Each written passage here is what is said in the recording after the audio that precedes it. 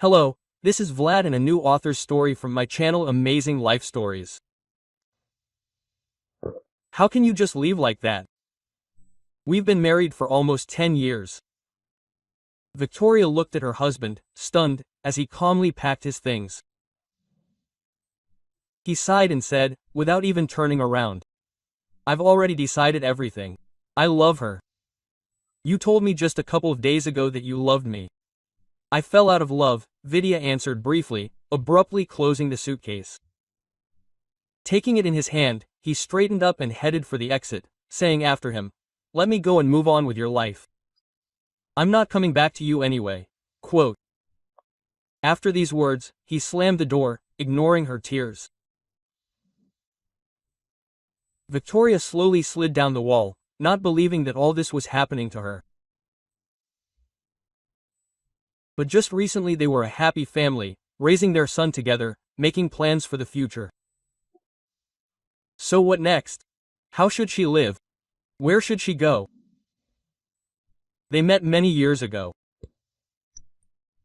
At that time, Vidya was just starting his business. He was still an inexperienced massage therapist, who she got to for a session. She was attracted then not only by the low cost, but also by a very attractive specialist, whom she immediately laid eyes on. The romance began from the very first meeting.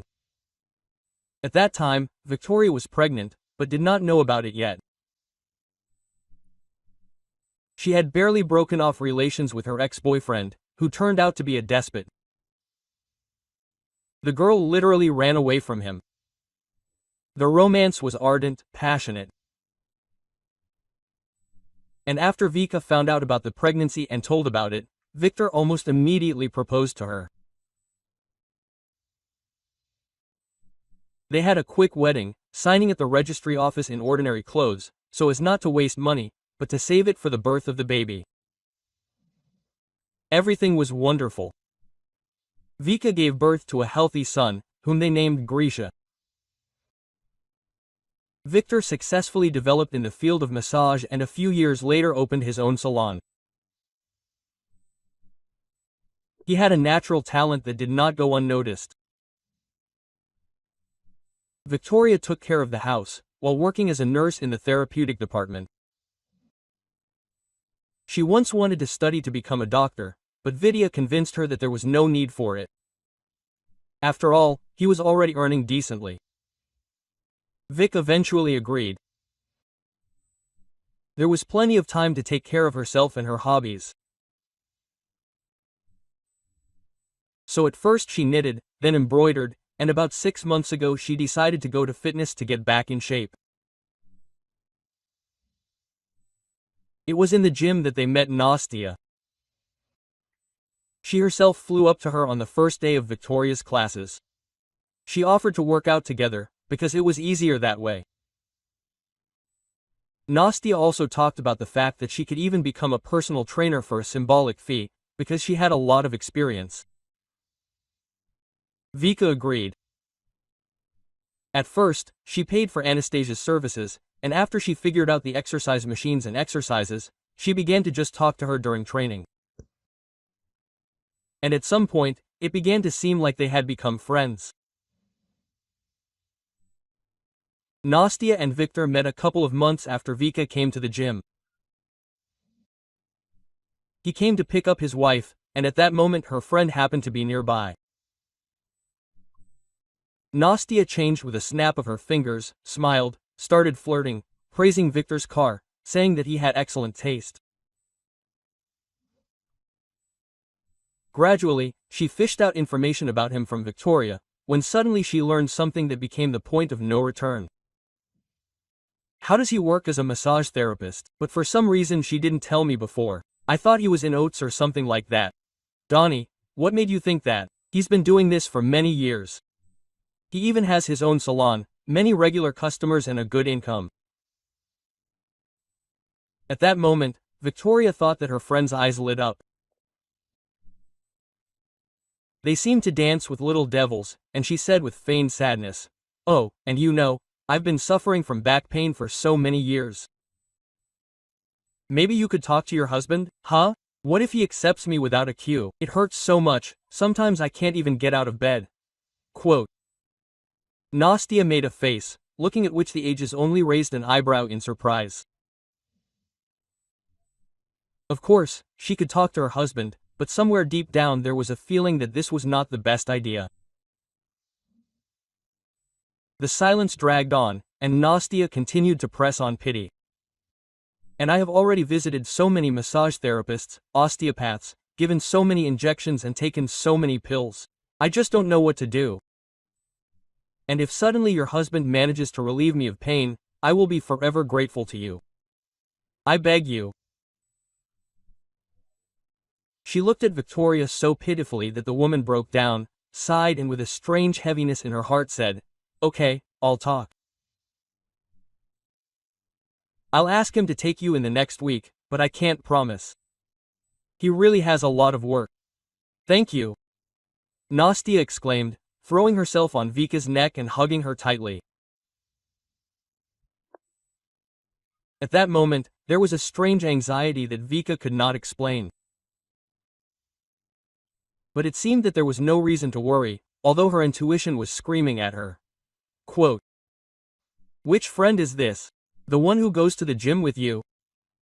Vidya asked boredly after his wife voiced her request.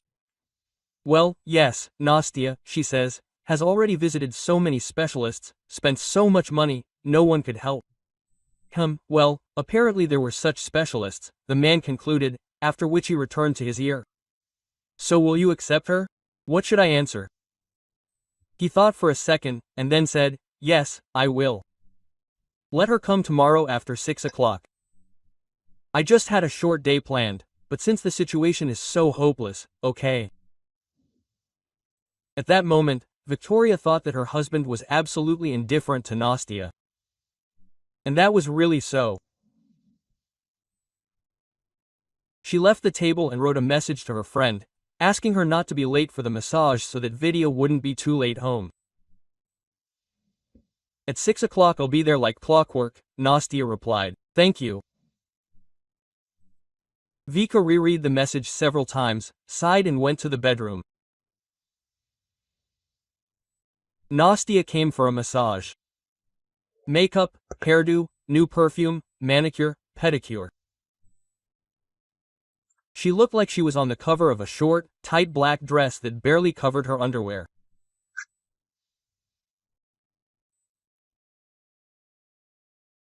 From the very first seconds, she looked like she was on the cover of a short, tight black dress that barely covered her underwear, and from the very first seconds she noticed an interested look on herself.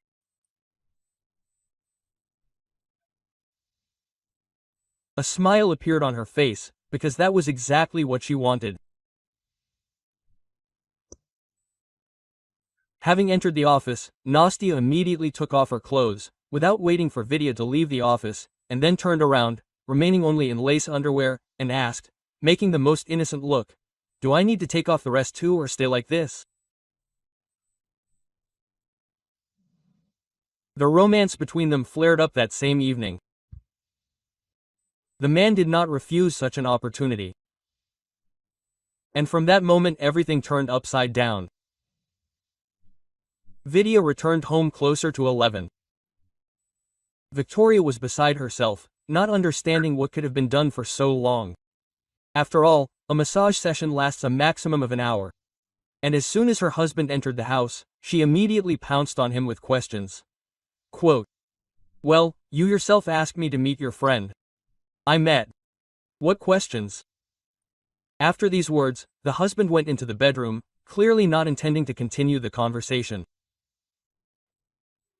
Victoria felt a trail of women's perfume from him, which left a lump in her throat. "I understand that it cannot be left like this." She dialed her friend's number, but she did not answer the first call, nor the second, nor the third.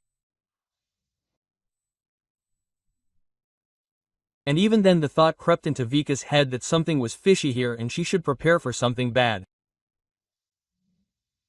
A week passed.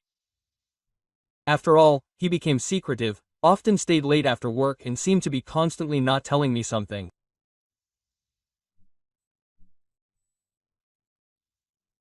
Vika, however, tried not to wind herself up, worked as usual, did housework and raised her son, trying to live as always, until one evening she overheard her husband's phone conversation, which immediately put everything in its place.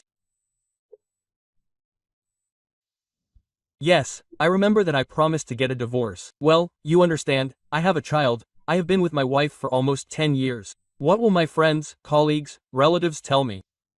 Vika froze, hearing her husband's voice. Everything inside her broke off. Who was he talking to? Who tried to persuade him to leave her? Yes, I love you, I love you. Do you hear me? Things don't just happen that way. I have to do everything humanely, but I can't just up and leave. No one will understand this. Silence again, tearing her heart into small pieces. Tears were choking her, but Vika tried not to cry, to keep everything inside and not to show that she heard anything. Then her husband's voice rang out again. That's it, I can't talk anymore, I'm hanging up. She perked up and immediately took a step forward. Darling, dinner is ready, are you coming? At that moment, when Victoria was standing near the half-open door, her husband had already managed to hang up and put the phone in his pocket. Smiling, he calmly replied, "Yes, I'm on my way." She smiled tensely. Vika was not ready to just lose the family she had built for many years. Not ready was to give up everything that was just because of some girl on the side. Another week passed.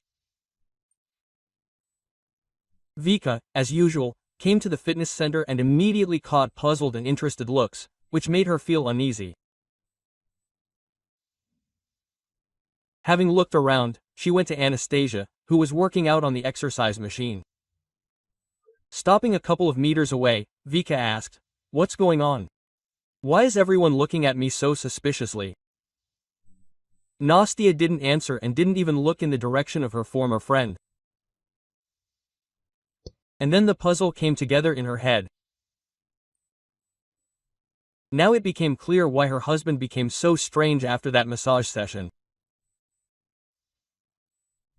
And who he talked to on the phone in the evenings and why everyone looked at her so askance.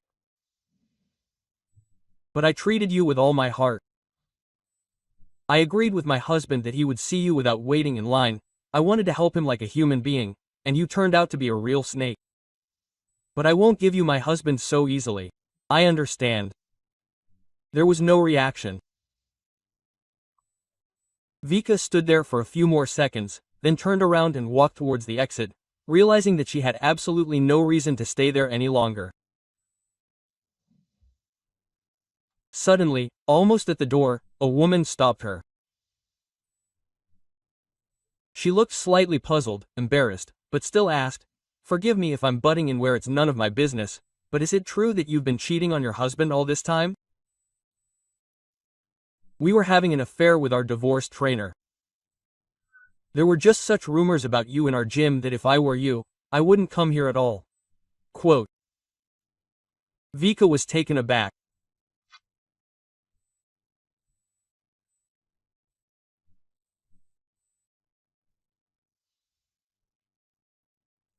Her eyes bulged, she looked at the lady in front of her and couldn't believe that Nastia was capable of such a thing. But then, trying to contain her anger, she replied, "No, that's not true. It's just that the girl who's spreading the rumors decided to sleep with my husband and take him away from his family."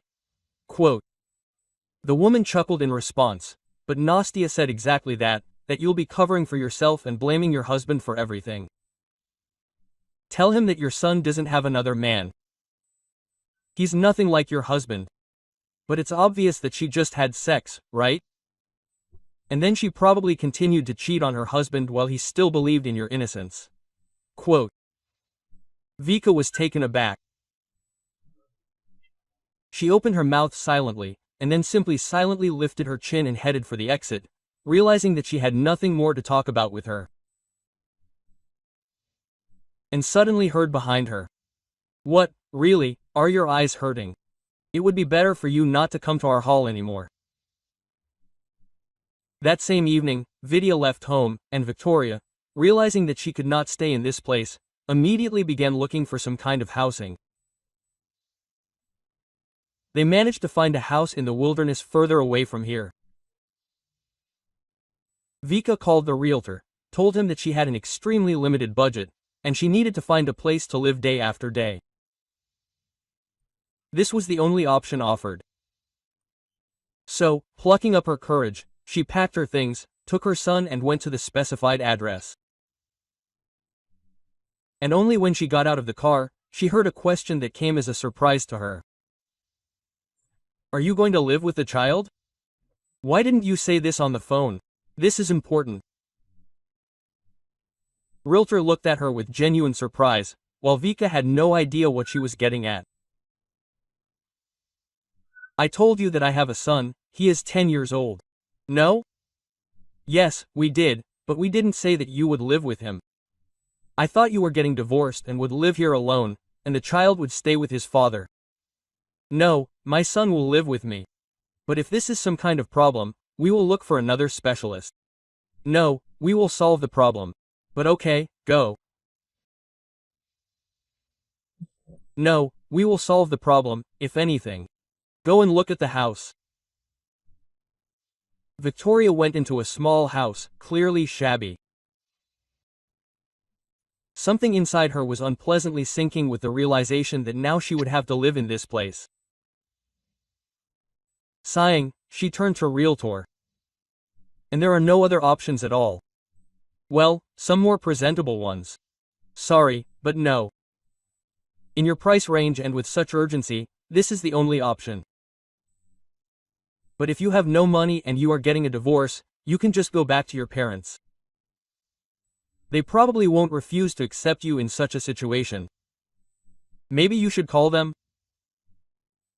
At that moment, Vika felt goosebumps run down her skin. Where to? And she wasn't going to go back to her parents' house. She still remembered how her parents scolded her for getting married without permission, for getting pregnant and daring to give birth to a child in a maternity hospital other than the one they had agreed upon with their friends.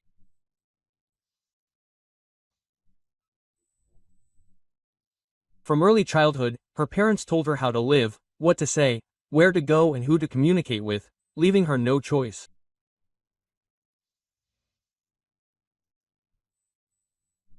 And after she was able to escape from such parental captivity, after she felt the spirit of freedom and independence, she was not ready to go back to them under any circumstances. "Victoria, do you need time to call or prepare a rental agreement?" She perked up at the realtor's voice, looked over the small house again, and then said quietly with a heavy heart, "Okay, let's take this one, there are no other options anyway." The contract was signed quickly. The realtor gave her the keys and then left, leaving the newly minted tenants to settle in. And by evening, Vika, having resigned herself to her state of affairs, was carrying things and arranging everything the way she liked. Suddenly, at about 8 o'clock, the door to the house opened, and a man in a wheelchair appeared on the threshold. To say that Vika was stunned is to say nothing. "Sorry, you must have the wrong house. My son and I live here." Trying to remain friendly, Victoria said. The stranger calmly drove inside, leaving dirty footprints behind him.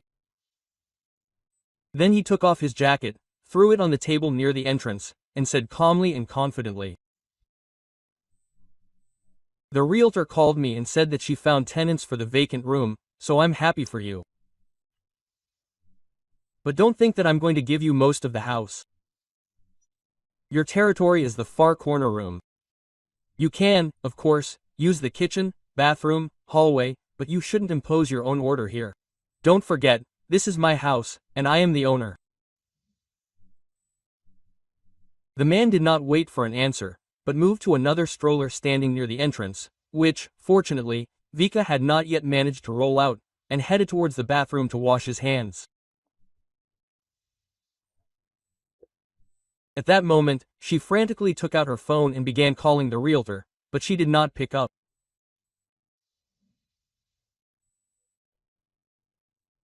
Realizing that the situation was hopeless and that she had once again been deceived, Victoria sank to the floor in the corner and, covering her eyes with her hands, cried from pain, resentment, betrayal. But why was everything happening to her? For what? Vika was lost in her thoughts, not paying attention to what was happening around her. Suddenly, right next to her face, she heard. "What's wrong with you? Why are you huddled in a corner, huh?" Vika raised her tear-stained eyes to him, and then confessions poured out of her that she hadn't expected from herself. She told him everything about how her husband left her, how he cheated on her, how her friend betrayed her, and how she had to look for a place to live with a child on a meager salary. She counted on the honesty and integrity of the realtor, but she had deceived her, and that she could not go to her parents. When her monologue came to an end, there was silence. The owner of the house seemed to be thinking about something, looking past her, and a few seconds later he said something that was hard to believe. "Okay, take the whole house. I'll live in the extension so as not to bother you. What do I need on my own? That's right. And you have a child, your whole life ahead of you. What can you do if everything turned out so difficult?" Vika looked stunned and did not fully believe it. "How is this possible? This is your home. Are you just going to leave? What do I have to lose? After the accident, I had nothing left. My wife left, deciding that she did not want to deal with a disabled person. And it was as if the bondage in me had broken. So I gave up and will live as long as I can." The woman looked at him with regret, understanding how difficult it had once been for him. Not wanting to make life even harder, she said with a smile on her face, "What do you think? We all won't fit here to the point of stupidity. You don't need any extension. Forgive me for being hysterical. It's just that so much has happened, and everything just happened by itself. Yes, I understand. After my wife left and the accident, I didn't want anything. It seemed like that was the end of it, and then I just gave up on it. Well, since it happened, nothing can be changed. By the way, what's your name? We've been living together for an hour now, and I don't know your name." "Leonid, but you can just call me Lionia, as you wish." "Great, Leonid. And I'm Victoria. Let's get acquainted." During the conversation, she learned that, despite the problems and hardships, Leonid remained a fairly popular craftsman in the village, a genius in the field of mechanics. People turned to him for a variety of repairs, so he was never penniless. "You know, after my wife left, I knew how I would live. After all, I had been a shining light at work all my life. I didn't know how to cook anything, and I didn't do any housework either.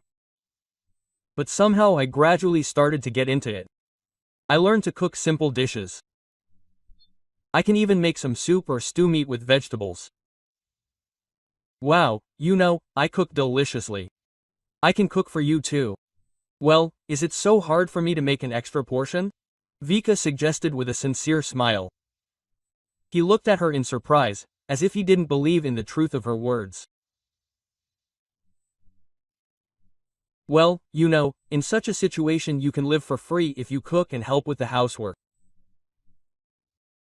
It's hard to cope alone in such a situation. And I missed a normal home idea. No, this is somehow inhuman. After all, we are keeping you busy at home. Consider it a barter. That's what we decided on."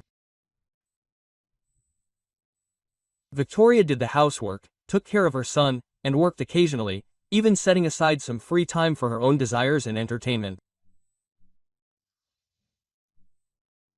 Alyona continued to do repairs, occasionally going out to the city for a couple of days to visit friends or acquaintances. The rest of the time he was tinkering with something. At some point, Grisha started helping him. He was interested in what and how he was doing, why he connected things this way and not another, what elements were used, and much more.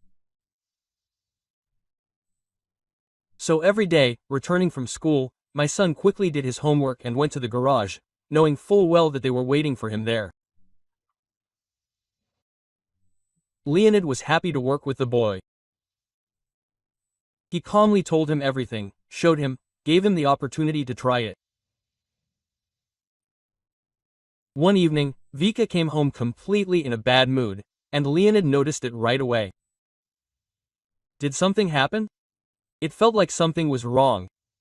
Let's say there were some minor problems at work. The management wants to transfer me to another department, but I'm just not eager to. I like my therapy department. Now I don't even know where I'll be, what kind of team there is, what problems I'll face. So maybe I should just give up?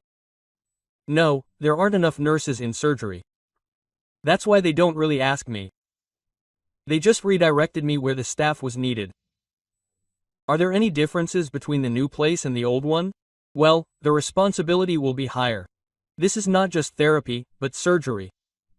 Lives are at stake there, you know? I don't even know if I can handle such responsibility. Well, you can definitely handle it. I think everything will be fine. I believe in you. Thank you, but I don't really believe in myself. Despite all the fears, the new place turned out to be quite calm. Victoria quickly got into the swing of things, met new colleagues and gradually began to get used to her new responsibilities. It seemed that everything was gradually getting better, but at some point Victoria noticed that there were some errors in the documents that could negatively affect the work of the entire department.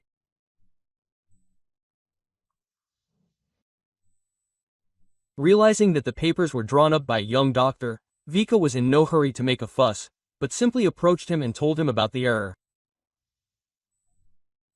But the young specialist's reaction was extremely negative. Listen, mind your own business. I know perfectly well how to draw up documents. Who are you? Service personnel, and I am a doctor. And not tell me what to do and how to do it. So I advise you to mind your own business if you don't want serious problems for yourself. Vika was surprised by this answer, but decided to insist on her own. I didn't just come up to her. There is a serious mistake in the documents, and it can lead to serious consequences. The documents need to be reissued today. And I'm telling you again, don't meddle in your own business. Everything is drawn up correctly. It seems you don't want to keep your job. A replacement will be found quickly. After these words, the doctor turned around and slowly headed towards his office, leaving Vikas in the corridor with the papers in her hands. Realizing that she couldn't just leave everything like that, she decided to go to the head physician to convey information about the mistake, because there was no other way out.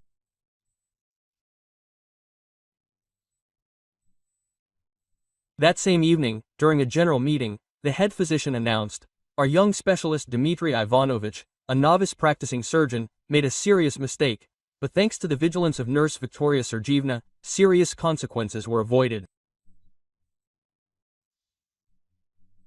However, the culprit of this whole situation will have to work 3 shifts, as stipulated in our rules. I hope this will be a lesson for everyone. And in the future, everyone will be especially attentive. The reputation of our clinic depends on it. While the head doctor was giving his speech, Victoria felt an angry, focused look on herself. After all, now she had become a real enemy for this young doctor. At the same time, Grisha began to study mechanics more and more actively and spent every free minute in the garage. At the same time, he developed schemes, drew blueprints, slowly but surely bringing them to perfection. And after a few weeks, he managed to make his first robot, which took small steps and some simple movements. The boy was simply happy with this result, so he decided to take the robot with him to school the next day. Classmates crowded around his desk, examining unusual inventions. Everyone admired him, and only one young man, the son of a local rich man, said with a sarcastic grin, "Who do you believe? He would never do something like that. You just bought it at some flea market or stole it from someone, that's all." Everyone looked at Kolia, who enjoyed serious authority in the class, and immediately fell silent. Only Grisha, realizing that he should not leave himself offended, said, "I made it myself. And if you are jealous because you can't do the same and you won't have it, then just keep quiet. Understand? And the fact that everyone knows perfectly well who my father is, and no one will go against me. But it's easy against you." At that moment, Kolia grabbed the robot and began to examine it. Grisha reacted instantly, taking a few steps towards it. "Well, give it back, I didn't let you touch it. And where is the proof that it's yours? No signature, no initials. Do you have a check? You probably have it with L, and until the owner is found, it will remain safe with me." Kolia turned around and went to his party, leaving Grisha completely confused. The boy understood that going against the rich man's son was not the best idea. So he returned home in tears. Trying to open them, he quickly slipped into his room, but Leonette still noticed. Knocking on the bedroom door, he opened the door and saw a red face and tear-stained eyes. It was already clear at that moment that something was wrong. "What's wrong with you?" "You're okay," the child answered briefly. He didn't want to drag someone else into his problems. "Grisha, if you don't tell me, I'll have to call your mother. She'll have to come home, and she'll talk to you. Do you really want that?" The boy thought for a second, then looked up and began to tell what had happened. He tried not to go into details so as not to seem like a yada, but even what he heard was enough for Leonid to understand that he couldn't just leave it like that. He got ready and immediately went to school to sort out his lunch. Luckily, his class teacher turned out to be an old friend of his, and she shared information about where to look for Kolia's parents, as well as what they do for a living and what they are like. You know, these are the kind of people with whom it's better not to conflict. Not particularly pleasant, they always put themselves above others and think that the fact that they have a lot of money makes them as something special. Although in reality they are nothing special. She tried to dissuade him, but Lenya was not going to back down. He wanted to sort out this whole situation, so he immediately went to the address he had received. And right at the entrance to the yard he ran into Kolia's father, who looked at him with bewilderment. Quote, "We do not have a fund to help the poor and disadvantaged here. It seems you have the wrong address. What do you think you are doing? I came to talk about your son's behavior and the fact that he is stealing." At that moment, the man tensed up. He took a step towards Leonid, and then said through clenched teeth, "Dude, get out of here while you can. And don't slander my child, otherwise you won't be able to talk anymore." Quote, "As soon as you give us our robot, then I'll leave, but until then I'll wait here." The man sighed tensely, and then turned towards the house. "Kolia, come on, get the robot you brought home." A few seconds later, a boy appeared on the threshold, holding that very toy in his hands. Having brought the robot to his father, the child immediately said, "I just took it because I decided that Krishka stole it, wanted to find the owner and return it to him. Such a boy can't make such a robot. Such a thing doesn't happen, right, Dad?" Quote. The man looked closely at the toy, noticing how well it was designed. It became clear that the work had been colossal and that such a creation did not require some theoretical knowledge. A lot of practice was also needed.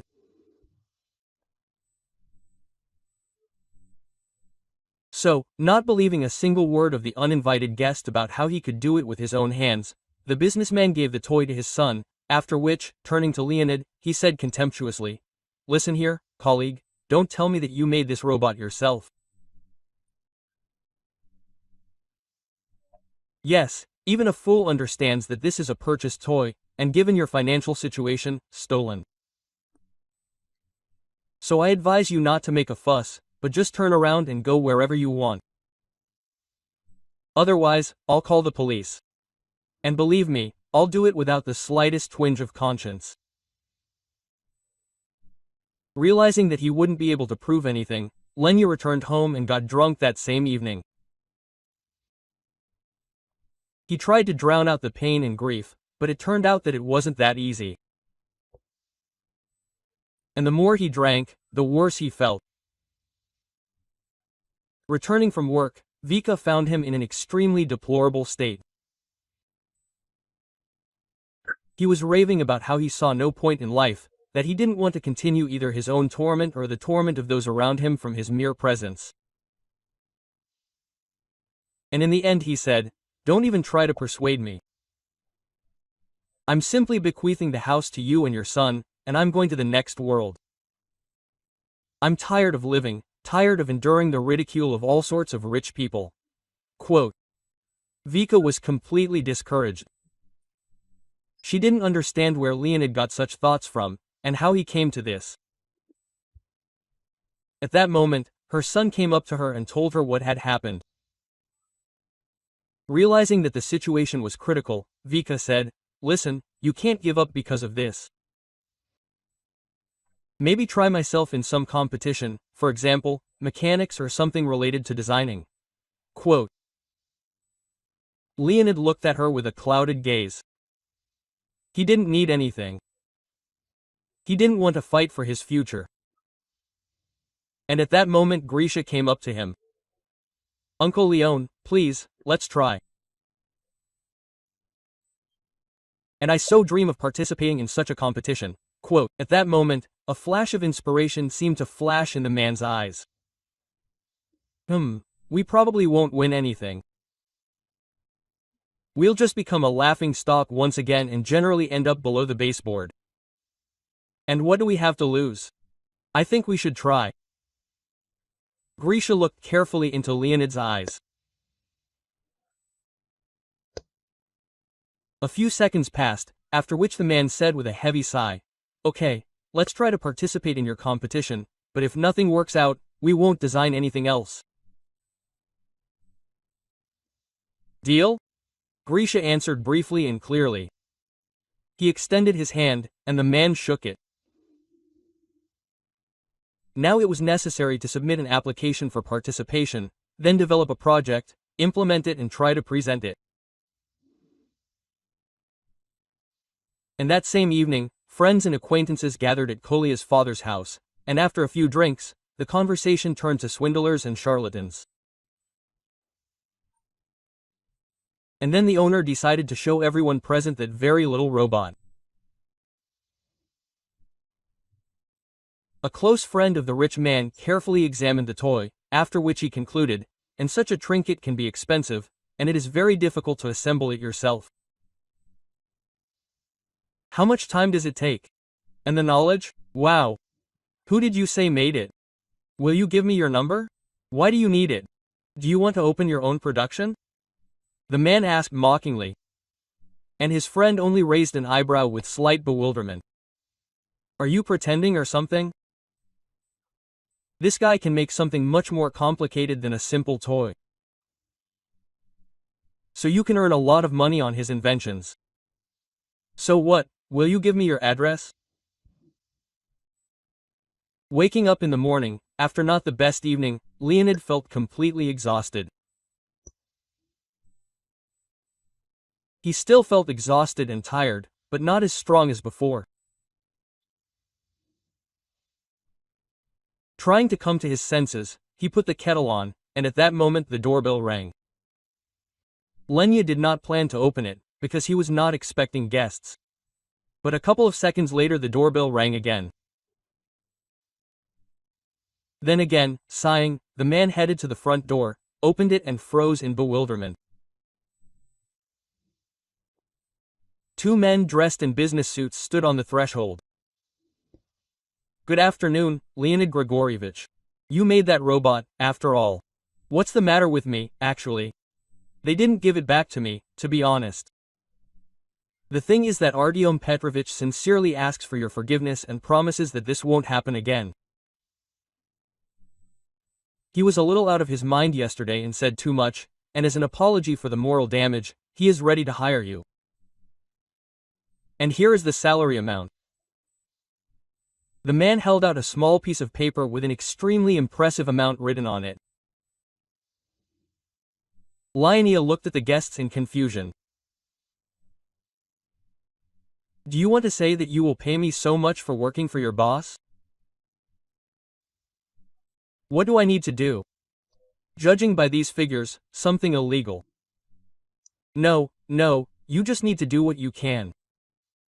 Design, mechanics. And when should I start? Can you even think about it?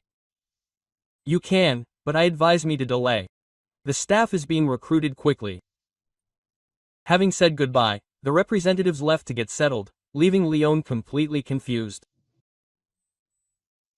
He did not understand, it was worth to agree to this offer or to continue living his normal life. Realizing that he would not be able to make a decision on his own, he told his whole life to his wife, who reacted negatively to this offer. "Well, you already promised Grisha that you would participate in that competition. Are you just going to deceive the child?" "Of course not. I will study with Grisha in my free time. Such an interesting opportunity has just appeared, and it would be a sin to refuse it. After all, I will be able to do the repairs. He will probably get cured, and there will be some left for the future. And I will be fine. And you and Grisha will live in comfort. Well, what else do you need?" "Leonid, I beg you, you should not get involved with these people, but believe me, working with them will not end well. Think about it." Lenya promised to think about it. He himself was not sure that working for this rich man was a good idea, and some strange presentiment screamed that he should not agree. At some point, he was already about to refuse the offer, when suddenly, returning home from the store, he found a stranger in the hallway. Leonid shook himself and tried not to panic, asking, "Who are you and what are you doing in my house?" The stranger stood up from his chair, looked at him in bewilderment and asked a question that sent shivers down his spine. "Where is my wife? They told me she was staying here. And I came and there was no one, neither my son nor her. Where is she? At work. Are you Victoria's husband? She said she was divorced." "Well, yes, there were some complications, but I'm sure the problem will be solved now. I realized that I was wrong, so I'll take them back home." At that moment, something inside Lenya broke. He looked at the man in front of him with pain and the realization that he could never be in his place. He would not be able to become a husband, a father, he would not be able to fully replace the person who built this family. "Yes, Victoria is at work now. She comes back around 7. Sorry, but I have some business to run, so I'll leave you alone." "Yes, of course, go about your business." Having collected the necessary things, Lenya looked over the house one last time and went to the address that the businessman's representatives had given him. Now he understood that he had nothing to lose. So the best option would be to agree to a promising, profitable, albeit difficult job, which would certainly help to distract himself from all these problems and worries. Vika returned home a little earlier than usual. She learned some details of the competition and wanted to discuss them with Leonid. But instead of him, Victor was sitting in the middle of the living room. "What are you doing here? Why did you come? You said it was all over. So what do you want from me now?" Victor slowly rose from his seat, took a few steps and then said with slight confusion, "I just missed our son, so I wanted to visit him." "Ours? And I remember your mistress said that I walked around with my son and that he has nothing to do with you. And you treated him as if you were an enemy, not a child. You know what? Leave where you came from. Grisha doesn't want to see you. And by the way, why hasn't he come back yet? He used to always be home at 3. Because he has his own plans and things to do. I repeat once again, get out of my house. I don't want to see you. Besides, the owner will be here soon, and he clearly won't be thrilled that you're here." "The one in the wheelchair? And we've already met. I explained to him that I came for you, and he kindly left the house. So don't worry, he doesn't mind." "Where were we?" "With you getting ready and getting out from here. I don't want to see you." At that moment, her husband's expression changed. He closed his eyes for a second, then looked at her carefully. "Nastya and I broke up, our characters didn't get along. You know, it happens." "Yes. And what do you want from me? Go home. I don't want to rummage through your underwear. Deal with your mistresses yourself. The thing is, I have nowhere to go. I have nothing left. I was sure that she loved me. And she suggested some kind of scheme to improve the apartment. In general, I transferred it to her, she had some discounts there. In general, I don't even remember when or how I did it. I woke up in the morning, and all the documents were already done. And there was absolutely nothing that could be done about it." Vika couldn't believe what she heard. "But you seem to have love, family until death and all that." "It was. But then it turned out that I didn't love. I found another one with whom I have a good relationship. And Nastya didn't got it. So, having received the apartment, she simply brushed me off. I tried to do something, but the lawyers say that after such an agreement nothing can be changed. In general, she turned out to be a smart." "So you just signed over your own apartment to her while drunk? Are you even normal?" "Oh, yeah, I'm telling you, I don't remember how all this happened. But now I have nowhere to go. You're not going to kick me out." Vidya raised a pitiful look at her. Vika couldn't throw him out the door. She allowed him to stay in the house for a few days until he found a new place to live. Victoria preferred not to tell Victor anything and to live her own isolated life.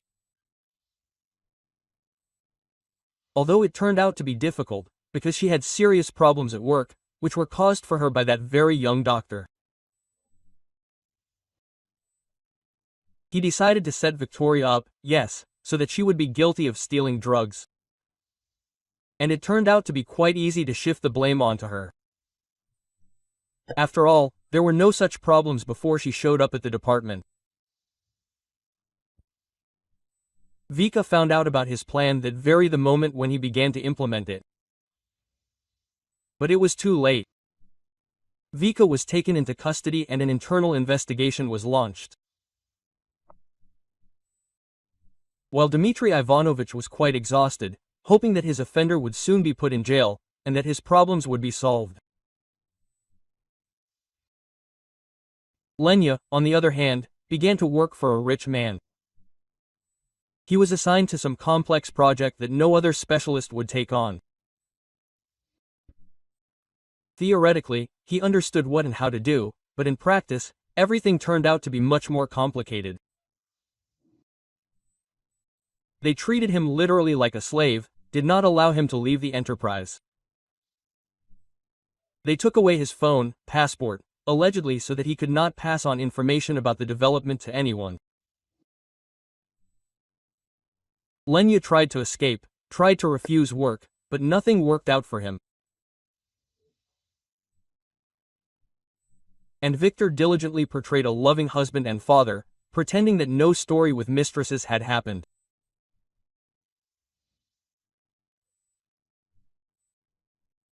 And at some point, Vika began to think that her husband had really managed to change, until one evening Grisha noticed how dad was looking at the daughter of a local farmer and told his mother about it.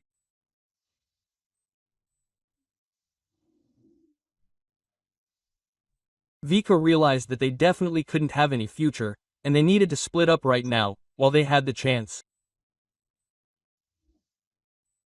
So the next day she filed for divorce.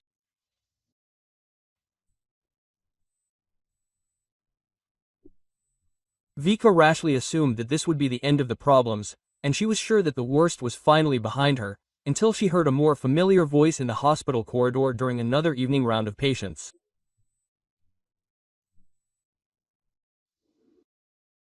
You don't understand. I myself would be glad if she was locked up for a long time. All she can do is ruin people's lives, or we can take her altogether so that she certainly doesn't appear in our future. What do you think? Perhaps this is not a bad idea, because this nurse has been getting on my nerves lately. If we can get rid of her forever, it will solve a lot of problems. Vika recognized the young doctor's voice right away. It couldn't be confused with anything. Peeking around the corner to see who the second voice belonged to, she was stunned. Anastasia was standing there. You know, I think it is enough to fire her, and then we will scare her, and she will never come here again. And to your man too. I am sure, she is one of the timid ones. She will do as she is told. But if not, she will sit far away and for a long time. I can definitely organize this. Vika darted back around the corner, realizing that the problem was taking a more serious turn.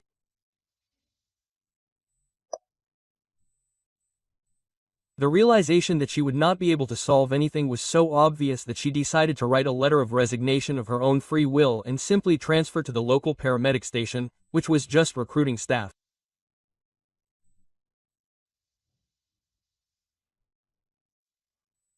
A couple of days later, she learned that a criminal case had been opened against Dmitry and Anastasia for fraud, for which they would not be able to get away with anything.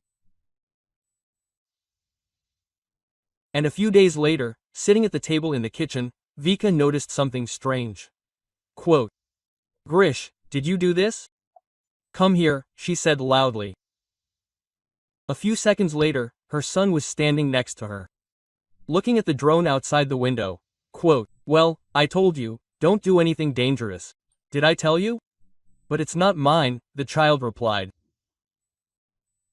She turned her gaze to the drone and at that moment noticed a small piece of paper attached.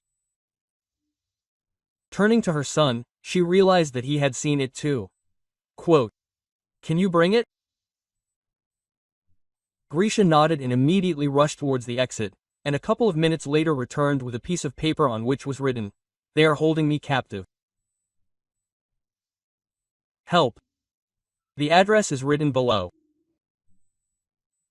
Immediately, Vika gathered volunteers from the village and practically stormed Lenya. He was grateful to everyone, promising to help as much as possible. And when he returned home, he took a small drone from his bosom, which looked absolutely unique. With such a development, Grisha, we will definitely take first place. The boy's eyes lit up. He no longer believed that they would participate. But now Lenya and Grisha took first place, for which a decent grant was due. Having learned about this, Victor again appeared in the life of the century, persuading her to send Leonid to him for sessions. "You know that I am a professional. I will make it so that he will not just walk, he will run," Victoria's ex-husband convinced her. And she agreed. And only after several weeks of constant massages, classes it became clear, there was no progress. Only money was leaving. Moreover, the doctor noted a deterioration in the condition that was observed after the massages. Realizing how low her ex-husband had fallen, Vika everywhere blocked him, insisting that Leonid go to a specialized treatment center.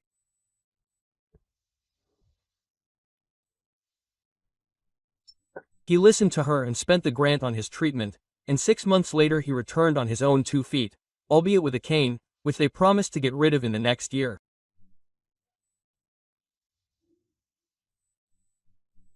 He immediately proposed to Vika, to which she agreed without hesitation.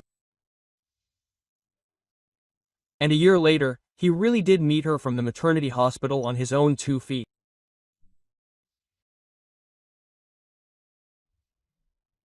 If you like the story, please support me by pressing the thumbs up button. It's just one click for you, but it means a lot to me. All the best.